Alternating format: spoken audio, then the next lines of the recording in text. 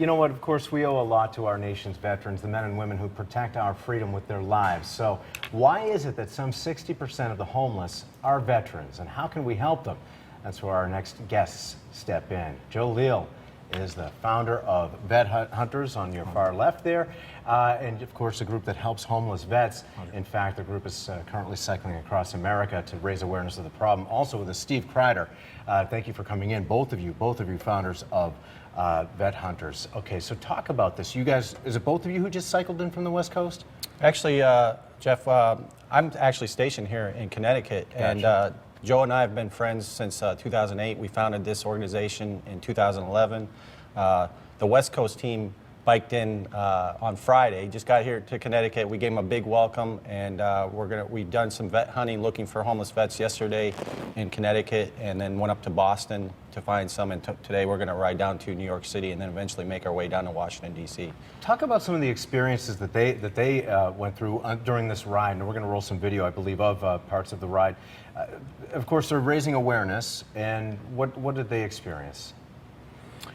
You know, it's everywhere, every state, every city we go to, there's veterans out there. And what we've learned is that there's wonderful organizations and great resources. However, a lot of those resources don't make it to where the homeless veteran lives, whether it's under a freeway or different encampments. And that's what we do. We've always believed what good are resources if they're not making it to the veteran. So we go where they live. We bring the resources to them live. We also advocate for them, and we learn from them. And we're doing such things as trying to create things like veterans to ride public transportation for free, all the way down to, you know, just getting the military to get more involved in adopting stand-down homeless events. Something is really wrong here. We are a country that owes so much to these people, and yet so many of them are having problems, homelessness among them, of course. But why is that happening? And what can we, not only as a country, but really we have to think individually too, what can we do to help turn the tide against that?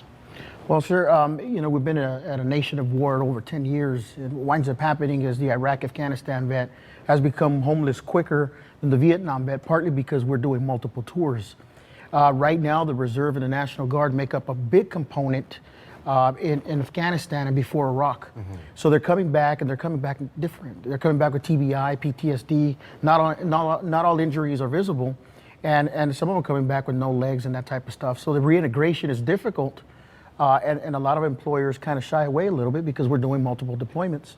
So what we do is help educate anybody to say, look, it's the right choice to hire a veteran because, you know, the responsibilities and everything that we have, but it's unnecessary, it's unacceptable that veterans are dying on the same streets they served.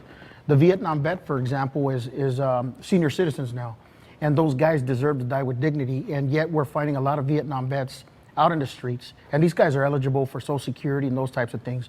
So what we're doing is we're hunting them down. That's what we're called vet hunters. We hunt them down, and because we're military, we speak military, and we tell them, look, we don't work for the VA. However, we're telling you that the VA is a changing system. They're trying the best that they can do to learn so that they can bring in these guys and give them the benefits that they've earned. So what we do is we partner with anybody wanting to, we are strictly donation, so, you know, that's how we get by. We're not government funded because we don't like our hands tied. Yeah, that allows you some freedom. A lot of freedom. No red tape. You know, all the donations that we receive, 100% go right to the veterans that we help. And when we say vet hunt, we're not actually going out and hunting them, but we're looking for them. Sure. And we're going under the overpasses, out in the fields, jumping fences, you know, breaking down, you know, doors, and whatever we got to do to make this mission happen. And get these guys off the street. So. Search and rescue is what we do. How can people donate, by the way, to you guys? You know, people can follow our journey on Facebook. It's really easy. It's vethunters.org. Everything they'll see on there is live, and they'll get to hear the voices. And also we have www.vethunters.org. They can see everything that we do. It's important to know that a lot of us have a full-time job. For example, I work for the Army full-time. He's active duty, and a lot of the other team members are either disabled vets, veterans themselves, or supporters. It's important to us because we are smart enough to know that when we serve our country, we know that you never leave anybody falling in behind. And when you have Veterans Day, a lot of people need to know that it is the homeless veterans that have also made that day possible. We are the sons and daughters of America, and we need to be treated that way. And people can help by either letting us do it for them or following us on Facebook, and we will show them how it is that they can help. Very good. I wish we had more time, but Joe and Steve, thank you so much for coming in. Really appreciate Thanks, your Roger. time. Thank you for the time. Appreciate it. God bless you guys for what you're doing. Thank you, sir. Help them out if you possibly can. By the way, I understand you guys are heading down to Washington, D.C. now, Roger. again by bicycle. So follow that journey with them on their Facebook page. Good luck to you guys. And